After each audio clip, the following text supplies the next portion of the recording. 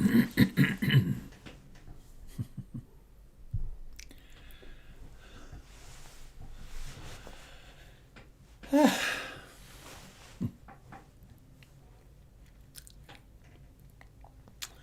morning, dear Dharma friends.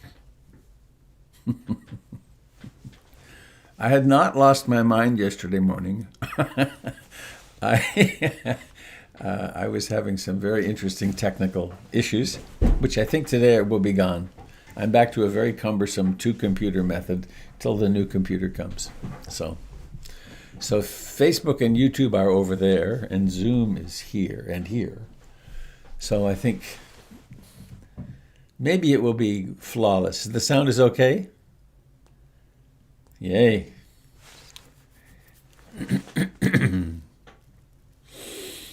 Well, I'm Robert Beatty, or so I pose as Robert Beatty.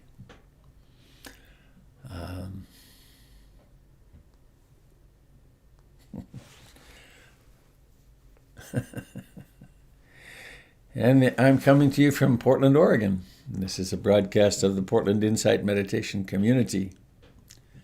And lots of good stuff around meditation and Dharma practice happen at PIMC. And you can find that information about that at portlandinsight.org. It is December the 10th. We have 11 more days to go while the days are getting shorter, and then they will start getting longer again.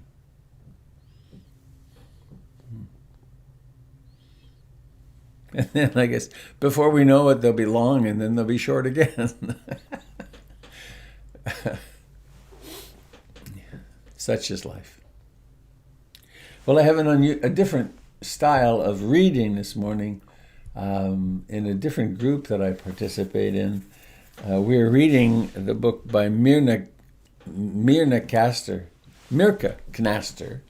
about Munindra. It's called Living This Life Fully.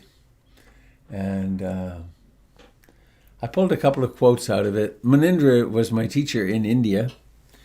He was Joseph Goldstein's first primary teacher. And he also came. I spent about 2 or 3 months with him in San Jose when he first came to America. And it's a lovely little book, and there's these quotes. I invite you just to listen, let them flow through you. Everything is meditation in this practice. Even while eating, drinking, dressing, seeing, hearing, smelling, tasting, touching, thinking. Whatever you are doing, everything should be done mindfully, dynamically, with total completeness, thoroughness. Then it becomes meditation, meaningful, purposeful. It is not thinking, but experiencing from moment to moment, living from moment to moment, without clinging, without condemning, without judging, without evaluating, without comparing, without selecting, without criticizing. Choiceless awareness. Meditation is not only sitting, it is a way of living. It should be integrated with our entire life. It is actually an education in how to see, how to hear, how to smell, how to eat, how to drink, how to walk with full awareness. To develop mindfulness is the most important factor in the process of awakening. And then a few pages later, there's this.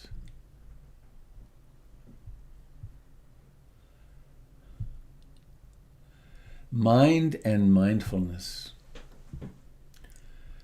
Mind and mindfulness are two different things, Munindra used to explain. Mind, by nature, has no color. When it is colored by greed, we call it greedy mind. When anger arises at that moment, it is called angry mind or angry person.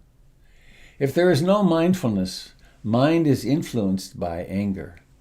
Anger has the nature to pollute the mind. It creates poison. But mind is not anger. Anger is not mind. Mind is not greed. Greed is not mind. Please remember this. Mind has no nature of liking or disliking. Mind means knowing faculty, cognizing faculty. Munindra would then describe sati. This teaching is from the Satipatthana Sutra, the sutra on the 4 foundations of mindfulness. Mindfulness is a different thing. Alertness, awareness, remembering, heedfulness. It means not to forget, just to be aware, to be mindful of what is going on. When you are asked to walk on a narrow one bamboo bridge over a river, you have to be so careful on every step. Once you forget, there is every possibility of falling down. If you lose your mindfulness, you will hurt yourself or kill yourself. So in reality, mindfulness means not to forget what is going on at the present moment, in thought, in word, or in deed. Mindfulness. The cultivating of mindfulness in every activity, a worthy lifetime goal.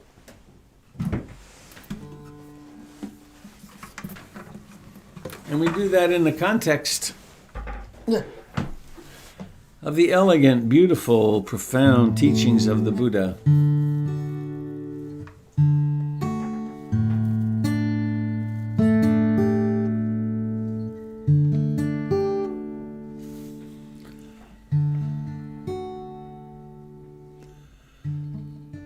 So what does it mean to you to take refuge in the Buddha, the Dharma, and the Sangha?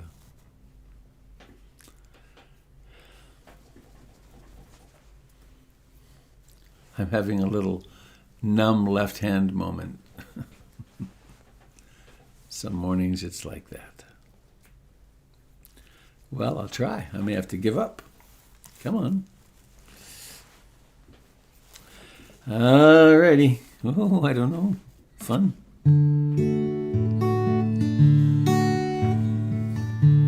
I take refuge in the Buddha, the one who shows me the way in this life. Namo Buddhaya, Namo Buddhaya, Namo Buddhaya.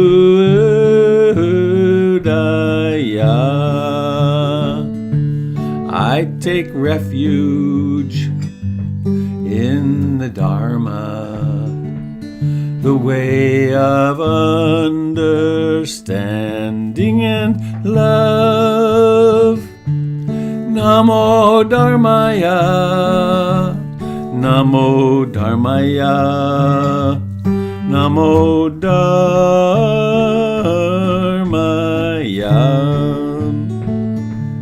I take refuge in the Sangha, the community of mindful harmony.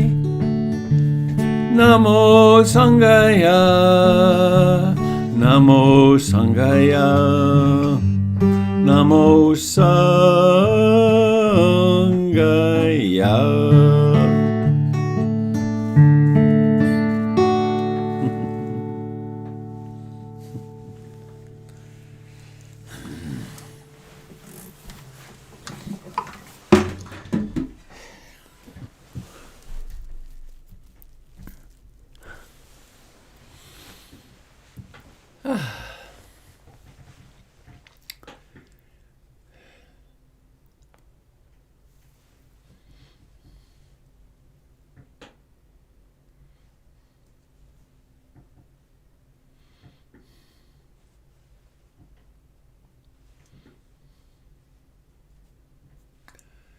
Munindra noted that though the mind is, quote, always there, always working, we are not always mindful. He said, many times you will see that mind is not with you. You are not with the mind. Mind is somewhere else, thinking something else. Well, the eating process is going on mechanically, unmindfully. According to Maninder, there's only one way to conduct all activities, with moment-to-moment awareness.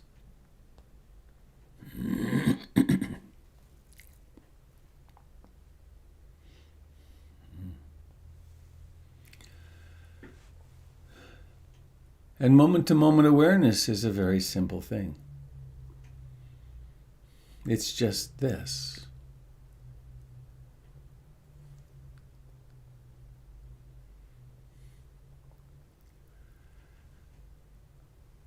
So, awakening in the body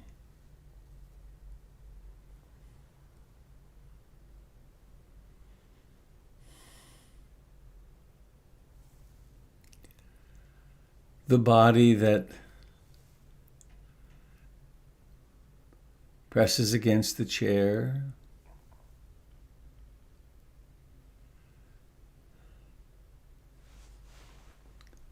the body that has clothing touching it in a variety of places, a lot of places actually.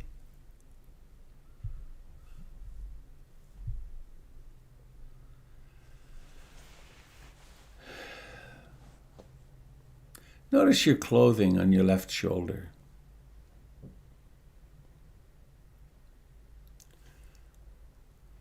Or your clothing on your right arm just below the elbow.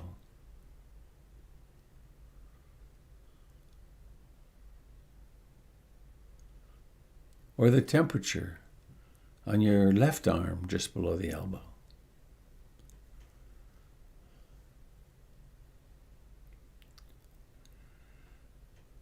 Notice the life in your left foot, in your toes of your left foot.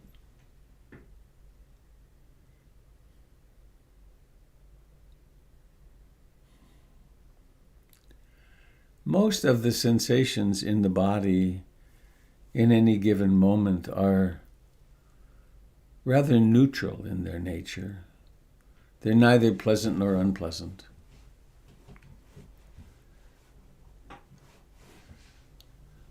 When they're unpleasant, we try to get away from them. When they're pleasant, we like to dive into them.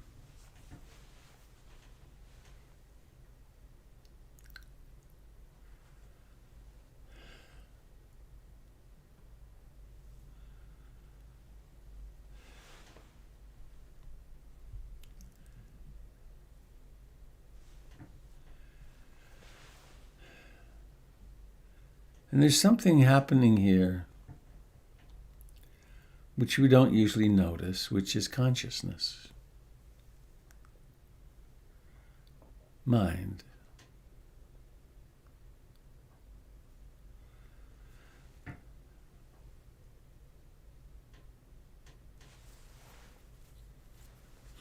And there are factors, there are qualities of mind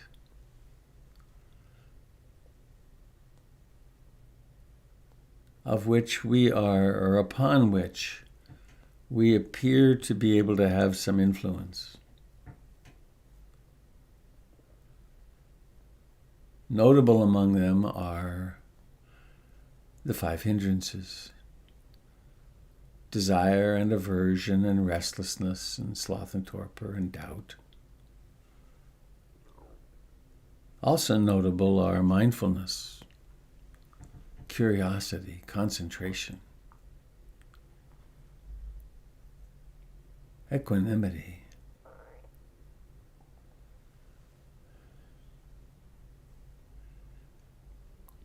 And so once again this morning we gather around our fields, our gardens of the heart and mind,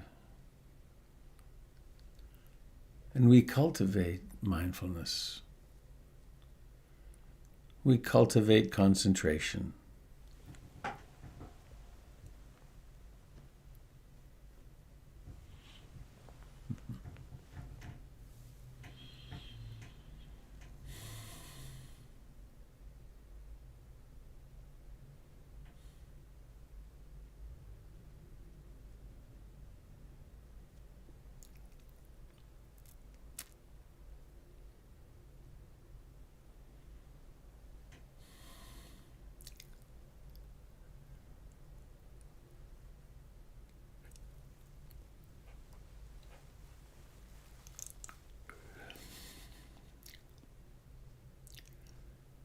we become avid students of life, avid participants in life at the most intimate level.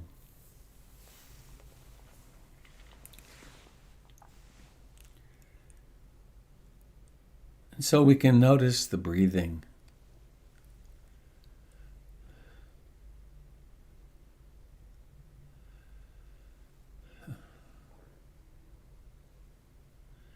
We are not separate from the green beings who give us oxygen, or each other.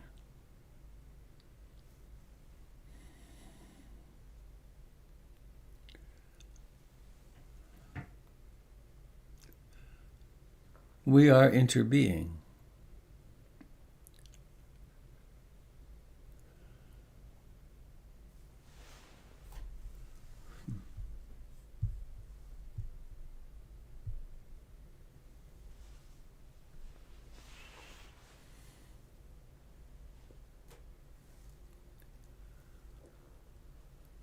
Please let us notice the first moment, the birth of each breath.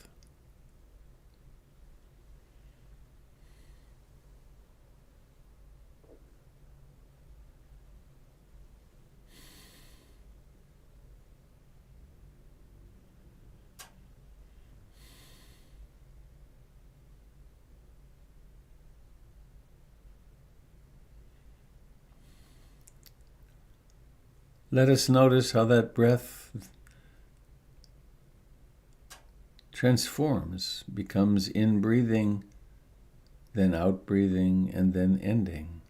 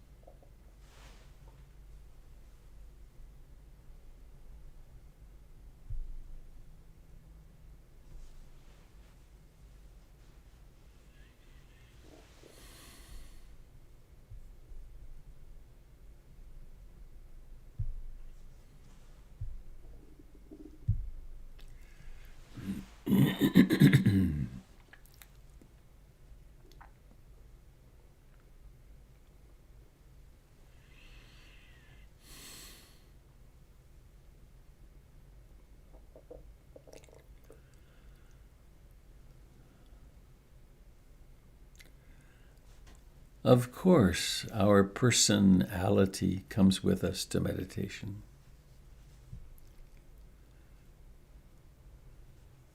We bring certain attitudes to the effort that's needed. We can characterologically try too hard or not try enough. We can wind up tightening muscles in the forehead and elsewhere, trying to concentrate. Or we can fall off into dispersion, to la-la land.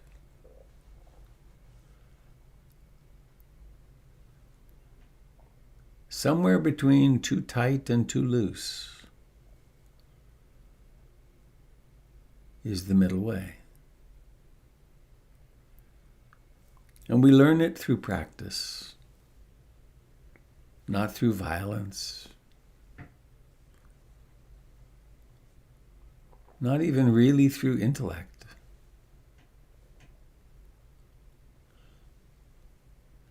Coming home in this moment to the actual sensations of in-breathing and out-breathing.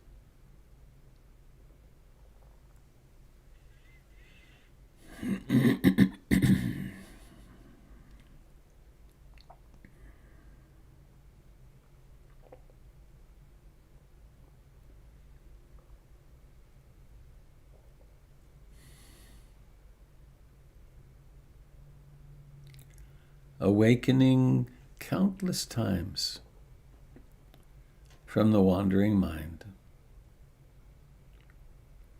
Mindfulness reasserts itself.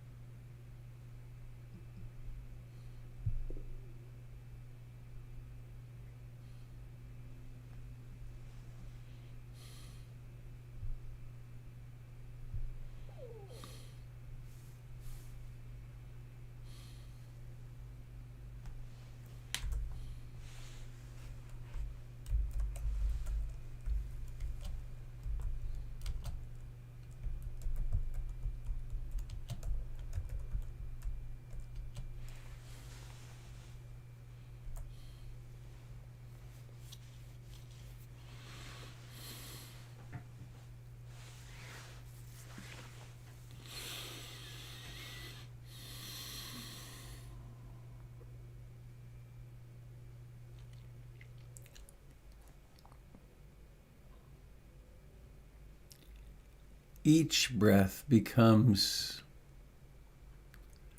a beacon.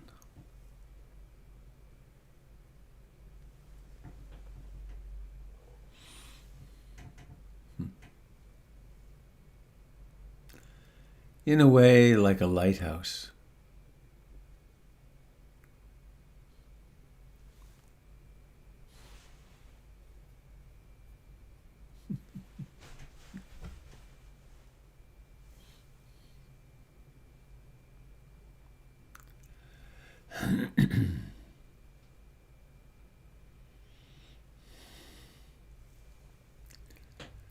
Lighthouses have saved the lives of millions of people over the years. Not so important now, but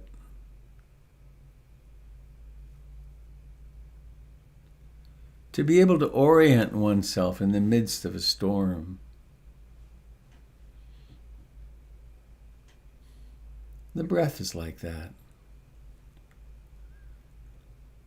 In the midst of restlessness and agitation, and desire and fear and aversion, and doubt, sloth and torpor, there's this brilliant, beautiful beacon.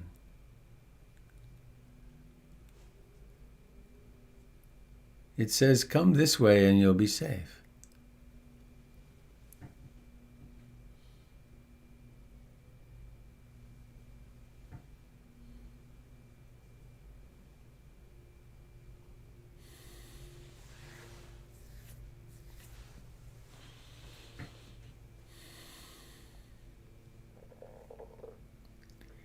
And each breath has a beginning, a rising to fullness.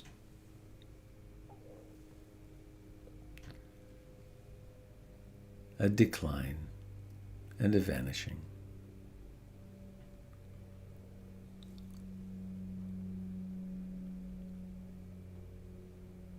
Just like everything.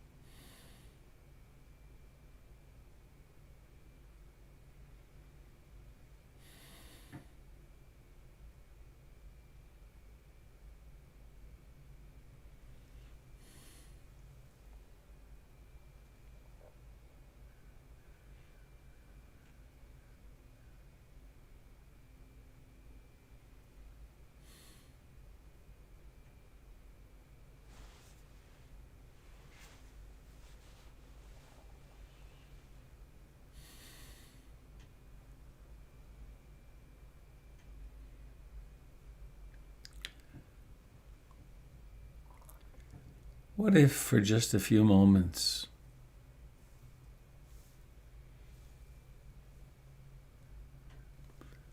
or perhaps for the rest of our lives, we could recognize what's really true? There's just now.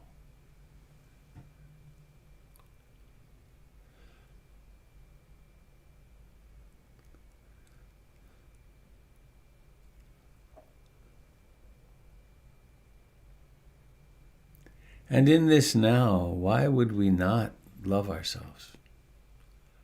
Love this that we take to be ourselves. Recite the mantra, I love you, with your name at the end. I love you, I accept you. I'm grateful for you.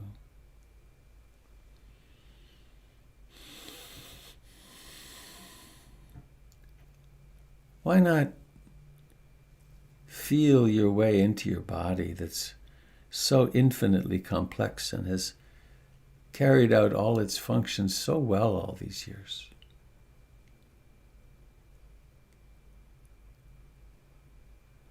Gratitude.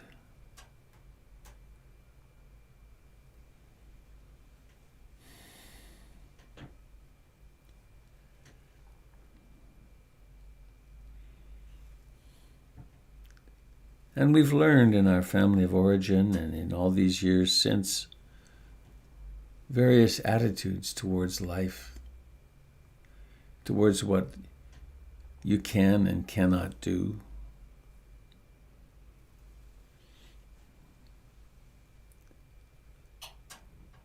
Why not in this moment recognize how mindfulness is bigger than everything? That everything exists in awareness.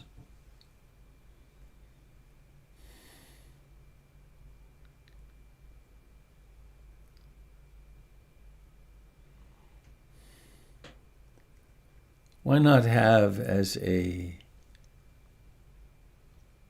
background theme in every moment, I aspire to love and accept myself exactly as I am right now?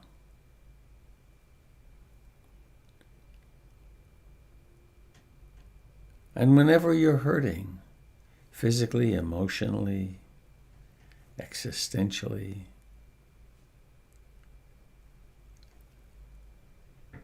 when the mind has loneliness or fear or anger or jealousy or self-hatred,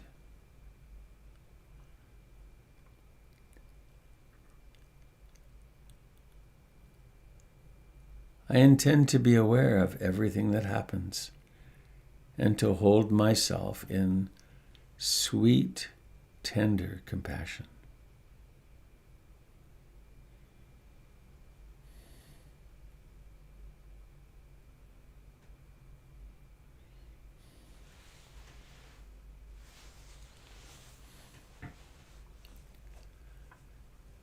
Resting in the breath of this moment, in now.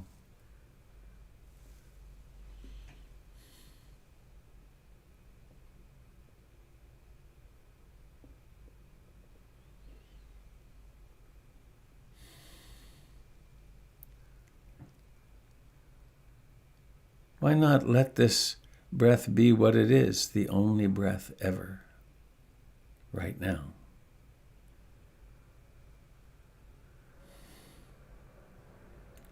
To rest in it, dive into it.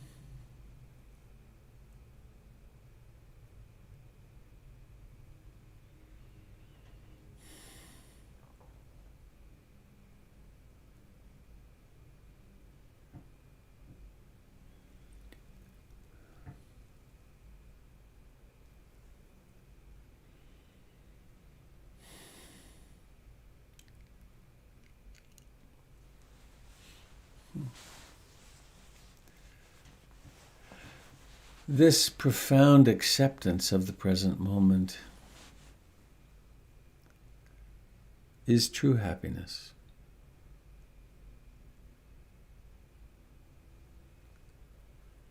The mood happiness comes and goes.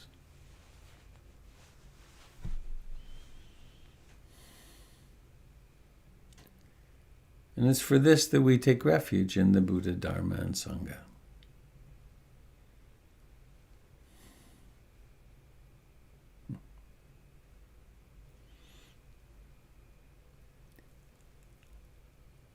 And acknowledging the longing for awakening that is natural to you. And remembering that everyone in our little group here has the same longing.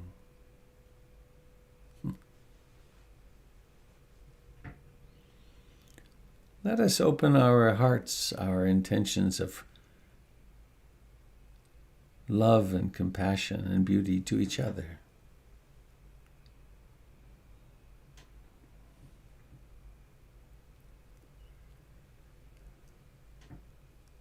And so our field includes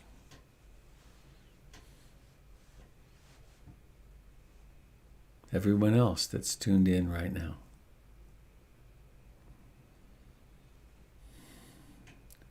And why not include your family and loved ones?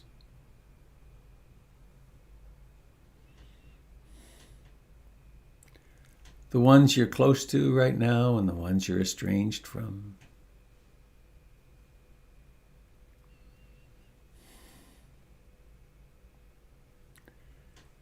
And we can imagine it as radiating out love and compassion, or we could imagine it as simply resting back into the field of love and compassion, which always exists.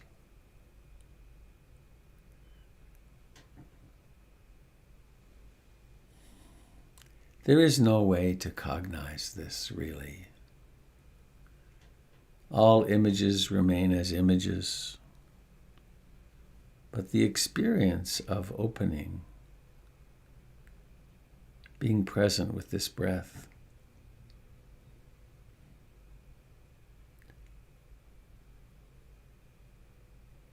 exists for us.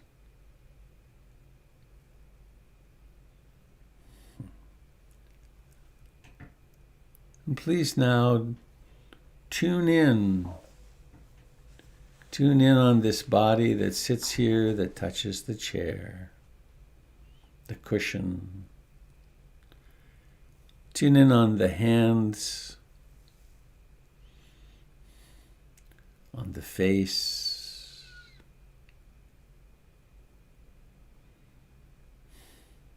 on the eyes.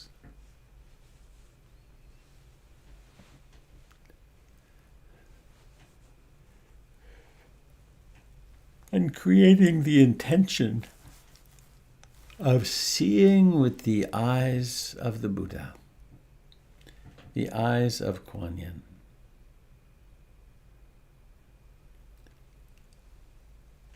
And then however that happens, forming the intention to let these eyes open. And then they open. They open and there's something very mysterious, vision, seeing.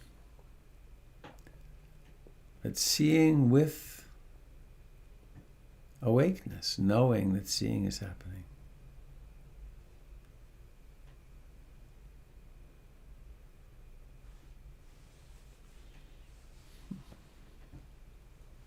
And take a moment to look around your environment and see the objects. It's kind of fun to look and I see something over there and it turns into a doorknob. Strange. Or light switch. What we really see are shapes, colors, forms. The mind creates objects out of them.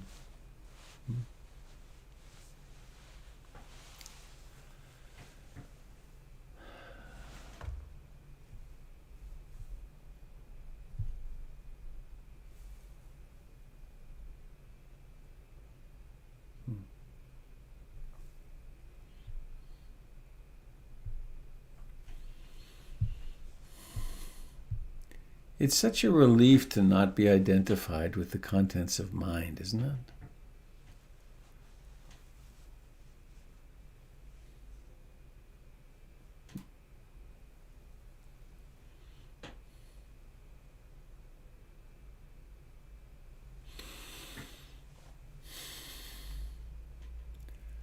Well, I am most grateful for everyone for showing up again this morning.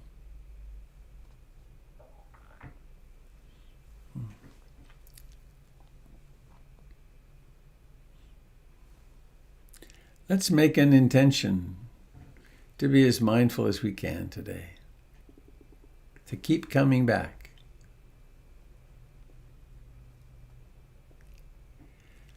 And to repeat what I've been saying over the last few days, I will be on individual silent retreat next week it'll probably take till Sunday night till I get out of here. But Sunday night through Saturday of the next week, at a little cabin at the beach, which someone provides me, greatly appreciated. And also a reminder of the importance of the practice of generosity, and how that connects us with all beings, and how it frees us in this process. And Gregory Malouf, one of our other teachers, reminded me the other day that I could put in the chat the link, which is the place to make financial contributions to support this particular broadcast. And so if you, what I'd rather say is, let's all meet at the center on Saturday and come and wash a window or something and take ownership of the place. But we can't do that yet again. But it is your place. It's an interesting thing. I didn't used to realize about nonprofits that nobody owns it. It's the community that owns PIMC, and that means it's yours. And you can help support it by doing something financial. The best way to do that is to do a monthly contribution. And people were so generous in this. We did a fundraising with that, and 47 new people became monthly donors and changed the budget remarkably. So that's the nuts and bolts stuff.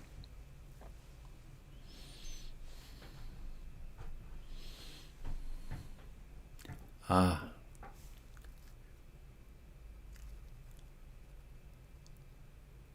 reminder. There is a monster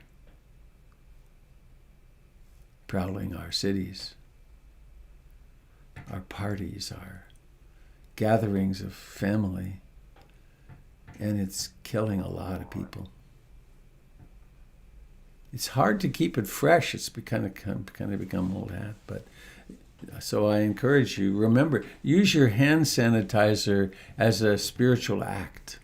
Here I am washing my hands for the benefit of all beings. Put on your mask carefully, and so on. This will pass. I take heart that in England right now, and Great Britain, they are in fact inoculated. Right now, there's people getting COVID-19 vaccinations. That's pretty cool. So it's coming.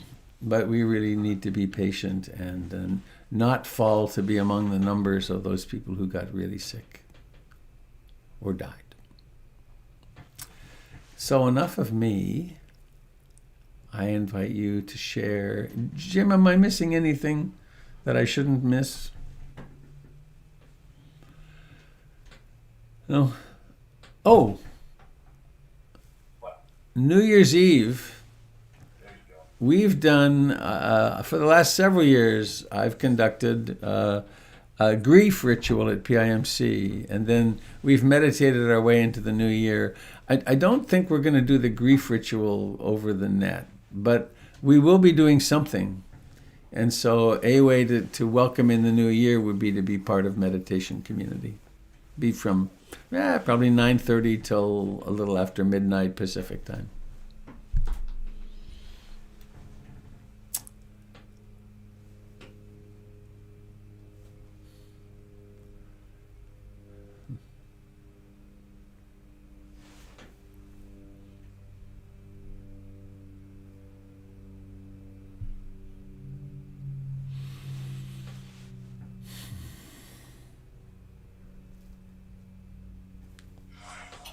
Robbie?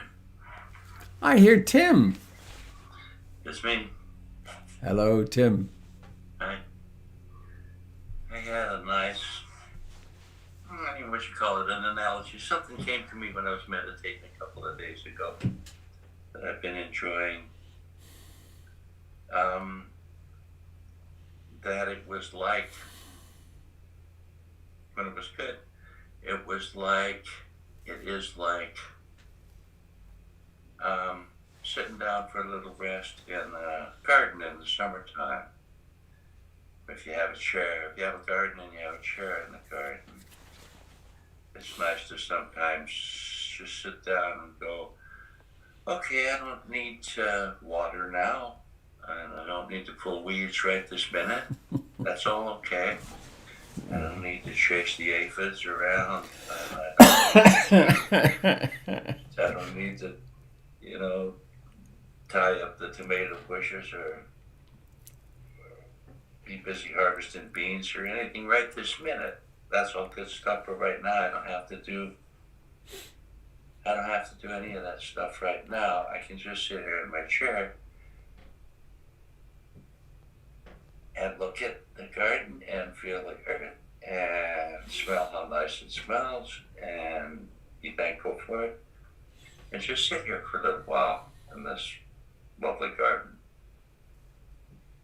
and not make plans about what I'm going to do next, but just kind of go, I'm just going to sit here for a little bit. So anyhow, that was just a nice feeling that came to me and has been coming back to me. That I share. Thank you. You did a wonderful hypnotic intervention right there. I found myself sitting in the garden.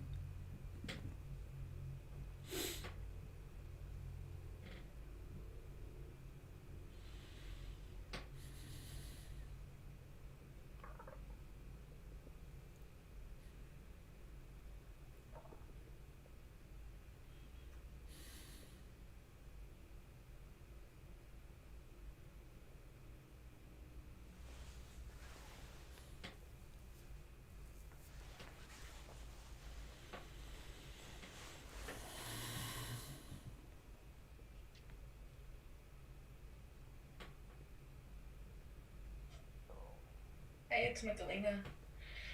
Hi. So, hey, so speaking of COVID, the monster,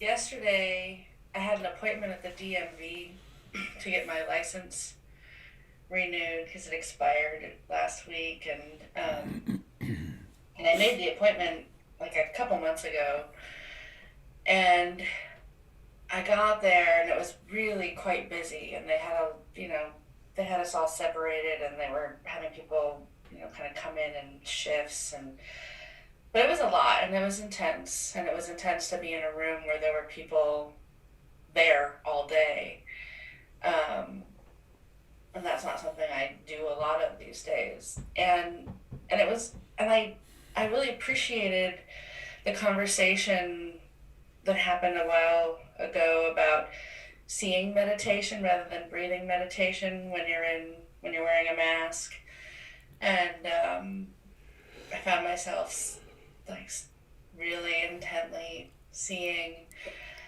and then I did what I had to do, and I got my license renewed, and I got home, and it wasn't until just before bed I realized, wait a minute, like, was that really necessary to go to the DMV right now. Like, sure, my license has expired, but they're extending grace periods for renewal, and it was such an interesting thing to kind of recognize this kind of compulsory do the right thing by the institutions of the government, which I'm like, why am I doing the right things by the institutions of the government right now? And it was an interesting, like, trance to wake up from a little too late, and to recognize, like, I did not need to put myself in that kind of danger. And I hope I'm fine. I hope everybody who was there is fine. I hope that nobody gets sick going to the DMV. But there's, like, I consider myself to be a pretty, like, pretty aware of COVID danger person, and yet, no, I didn't need to do that. Well, Michelina, you were a good girl and you're not going to get in trouble. Right? Right. Yeah. Yeah. We'll see how far that continues. Yeah. Yeah. Well, what a wonderful reflection on it, though. It served you really well in terms of your practice. Yeah.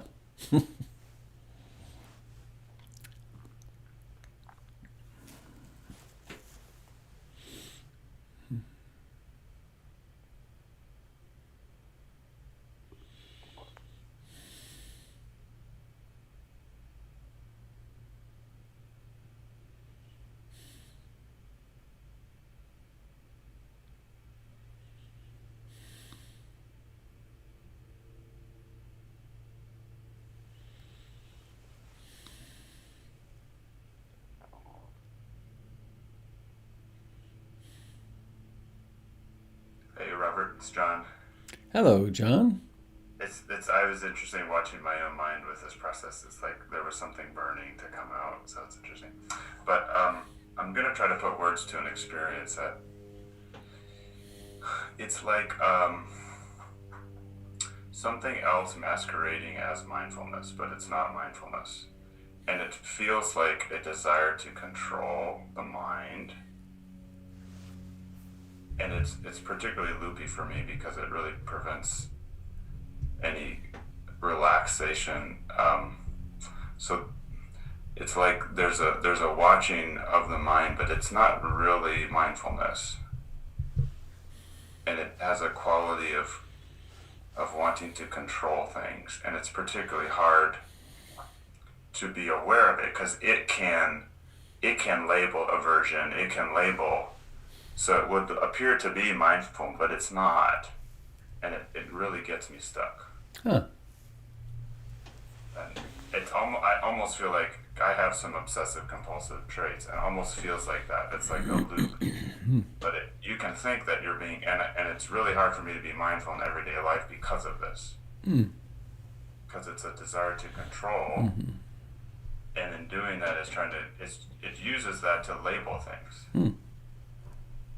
And so anyways, I'm just speaking that to try to understand it more, and then, if you have any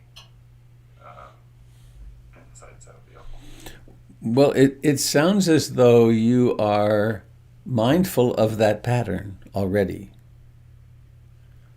and that it can be contaminated by other mental factors, greed maybe, or fear, or something, the wanting to control piece. But there is enough mindfulness already that you know that it's there, that pattern. It's emerging. How about that? It's emerging into awareness. That makes sense? And it doesn't mean it'll stop, but it's part of what the personality is doing. And of course, it wants to control things. That's its MO. I think when I examined it today, it did seem that it was the main fuel of it was fear, because I said, if you let it go, then there was like this voice that said, well, everything's gonna something, I don't know, Right. some Right. unknown catastrophe. Thank you. I have a belief about such emergings into consciousness that once a pattern is perceived deeply, even once, it's doomed. It's like I have it's a silly image. It's like having a hole punch, like you've got a hammer, a good solid hammer, and a really pointy little hard metal punch, and you punch a small hole in the bottom of a 55-gallon drum, and it just is seeping out. But once that hole is punched, it's doomed. It will empty. And so these insights into the structure and the process of the self, that we get a glimpse, and then it'll grow.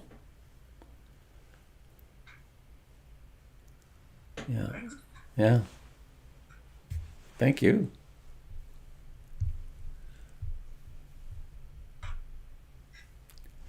Robert? Hello, Janine. Hello. Look at you. You hardly have a black eye at all. Hey, how about that?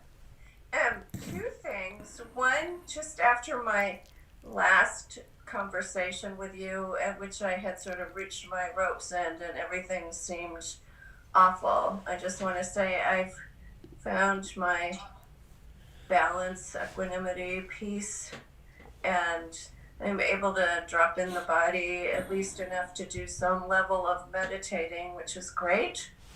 So I'm celebrating that. And then a question. The song we sing every morning, and I sing along with you because I'm a singer and I like to sing and I like the ritual of it. Right. There's a word in there. I don't know what it means when we sing it. Namo? Oh, Namo Tassa Bhagavato. Is that in the song? I take refuge in the Buddha. No, we don't say Namo. What do we say? Namo. Oh, we just, it is in there, right? I think it's, I should look it up. It's in the name of the Buddha, basically. I don't know. I'll find out. What we would be saying if we were doing it in the traditional form would be Namo Tassa Bhagavato Arahato Sama Sambuddhassa. And then Buddham Saranam Gacchami. But I'm not sure exactly what Namo means, but I will find out. Well, I meditated with Candle when she's done the chanting that you just did just now. Yes. But I don't know that. I don't know the Pali part of it. So the song we do each morning just is a way of my participating in that. And I've wondered what that word meant. So thank you. You may decline this if you would like, but would you like to say something about the upcoming social justice thing that's going to happen in the class gathering? So you mean the book circle? Yeah. Or Both, either. Either. So we are planning another book circle in January, beginning the second week, using the Rhonda McGee book. Oh my God, my brain just went dead. Yeah. Anyway, I'll think of the title in a minute. And we're looking for a tech helper on that because my Zoom skills are not sufficient enough to run the Zoom group. So that's out there for anybody who wants to be a tech helper. It'll last about 12 weeks. And the good thing about it is it's really integrated into the Dharma and practices. Mm-hmm. So it's a little different than the last book that we did. The Inner Work of Racial Justice. Thank you, Emily. Yes, thank you. So that's one thing, and then you'll be learning more about it next week. But we're starting a monthly meta for Black Lives Matter, and each month we're picking an organization Black-led organization to both send meta to, so there'll be a sit and a sending of meta to that organization, as well as presenting information about the organization, and then the ability to donate and to give and find out about other ways to be involved. So that's happening on the 16th. That's 6 o'clock. Fantastic. And she just put it in the link. Thank you. Hi, everyone. This is Alicia.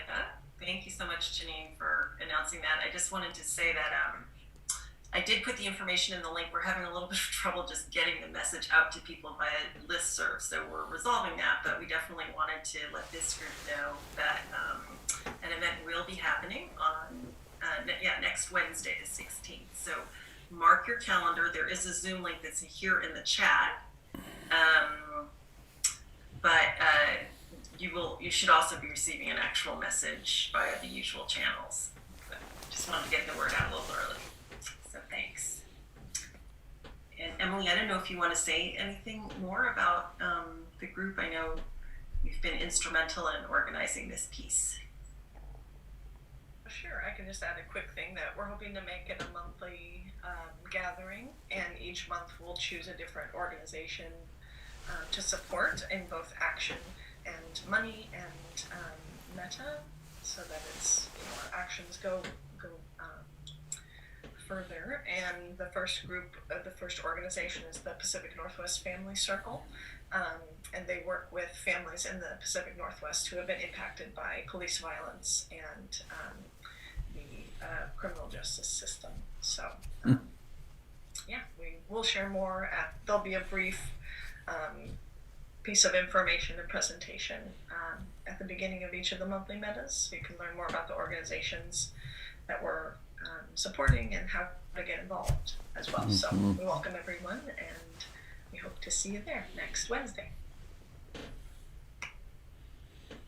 Thank you. Thank you. Takes a team.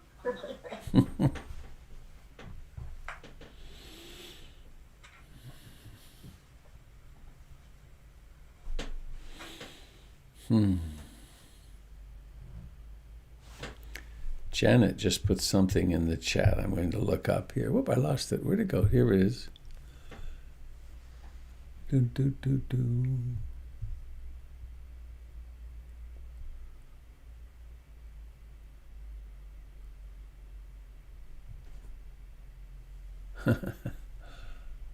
I lost it. Goodness. So, Wisdom Library says Namo equals be my adoration to, or I pay homage to Bhagavato, the Exalted One, the Fully Enlightened One. So I pay homage to. Nice. Thank you. It's Wikipedia at the fingertips. Anybody else have anything you'd like to share? Please do.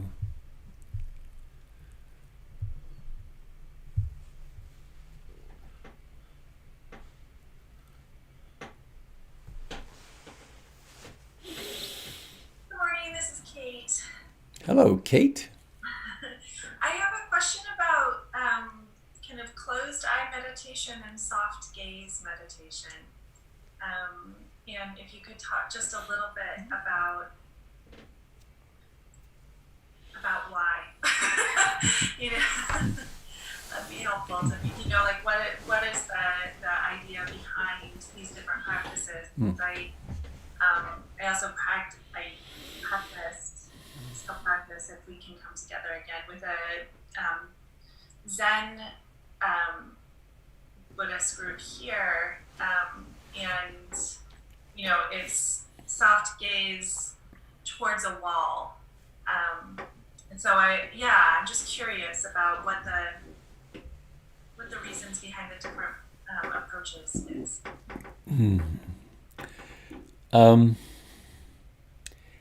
Either way you go, before long, you're not going to be seeing, because that channel will just shut off, because it's a single channel process. And if you're really paying attention to the breath, you won't be seeing. One of the purposes for sitting with eyes open is the reticular activating formation, which is a part of the brainstem, responds to light and the eyes being open, and it tends to make us more awake.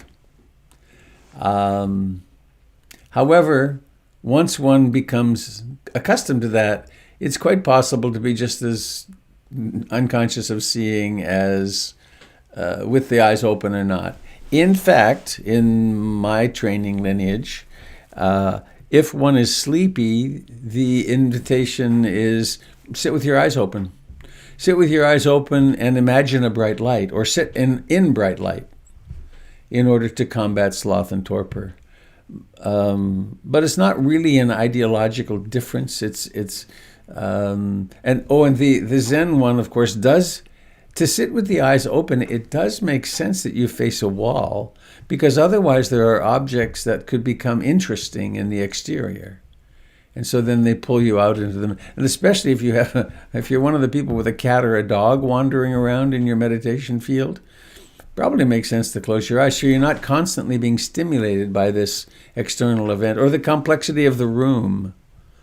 One of the reasons why I find it, I can do it, but if my family was going to be away next week, I could stay home and do a retreat. But it would be much more difficult to actually do the retreat because I would realize, oh, that baseboard needs fixing. And that light switch, I should fix that before they get home. It's much more difficult to just drop the outer world, being in a familiar space with the eyes open. So it's not it's strategies for practice. Thank you. I appreciate that. I will admit that today when you said something about, the only moment is now, following this breath and that breath, I opened my eyes because it was a little like, oh gosh, and the sun was rising and it was quite beautiful. It was very difficult to close my eyes again, which is what led to this question. Well, and in an instant like that, you could put aside the breath, keep your eyes open, and observe the changing in the world and be seeing. And if there's an experience of beauty and appreciation, notice that. And then notice if there's a story about it. Oh, this is really beautiful. I wish I could take a picture of it, and all that stuff. You can observe all that. We're really intending to be awake to whatever's happening. I remembered as I was speaking just before, long ago, I did a 10-day backpacking retreat with, I'm forgetting his name. Anyway, it was in the Navajo lands south of, it was in Arizona. And we had to get special permission from the Navajo Nation to let us go in. It was amazing. And so we did lots of walking meditation. And we walked about 5 or 6 miles a day, maybe. And there were old Pueblo. It was in the canyon lands. It was really, and we camped in caves we camped in places that people have lived for 10,000 years.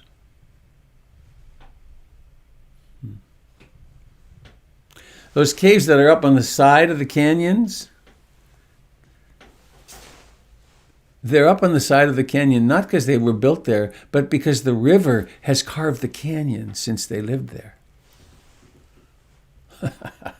Anyway, I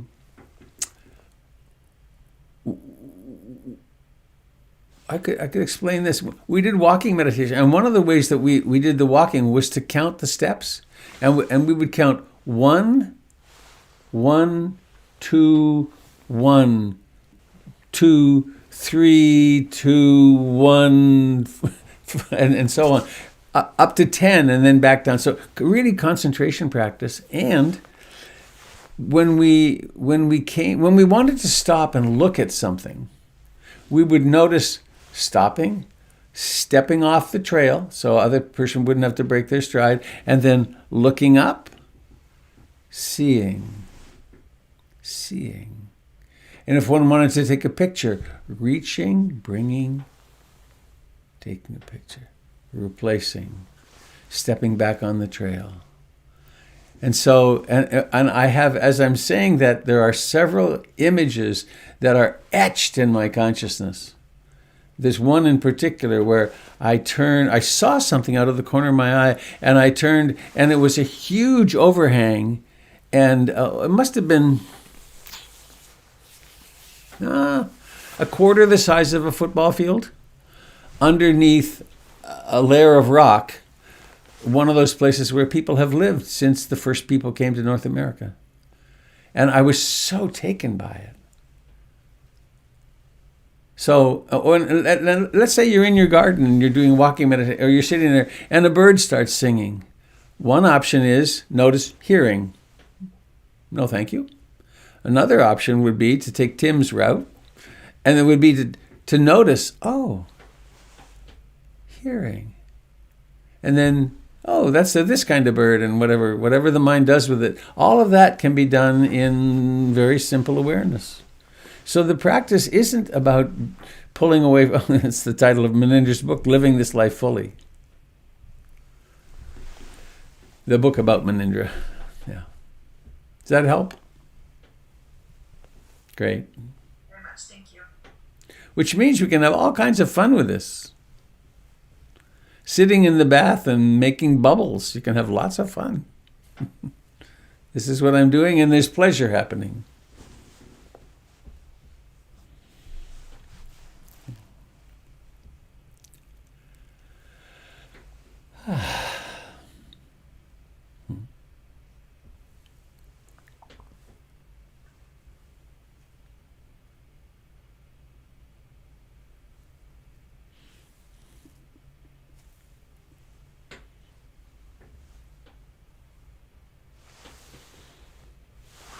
Well, it's a quarter after 8.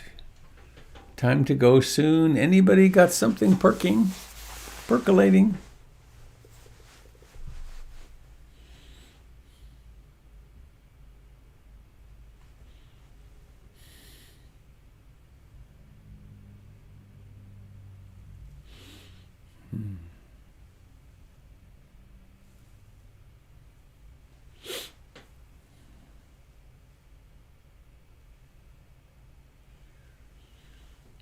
Well,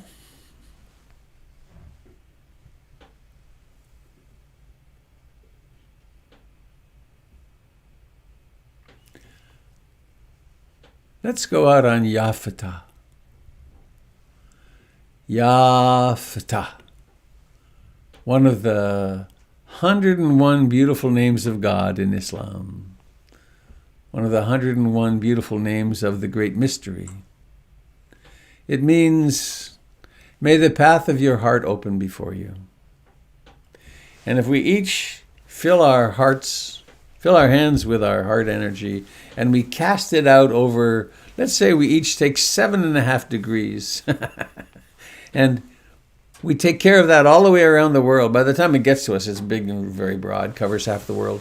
But so we're each we're focusing in different directions, so we can touch every being on the planet in the next 6 repetitions of Yafata.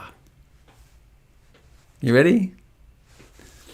Filling your hands with your heart energy, and we'll do it 6 times. And as I always say when I describe this is not a namby-pamby little Buddhist practice where we do it quietly. This is, you connect to the center of the earth and you extend chi and you're ready to really do it. So you ready? Please unmute. 1, 2, 3. Yafata! Oh, that's fun. Yafata! Yafata! Yafata! 2 more. Yafata! Yafata!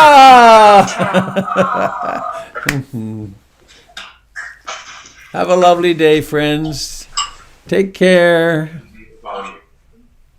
Don't have too much fun being mindful. Be well, everyone.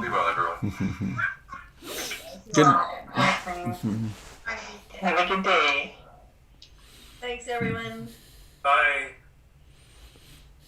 Goodbye, dear friends on Facebook and YouTube. Looks like that worked flawlessly today.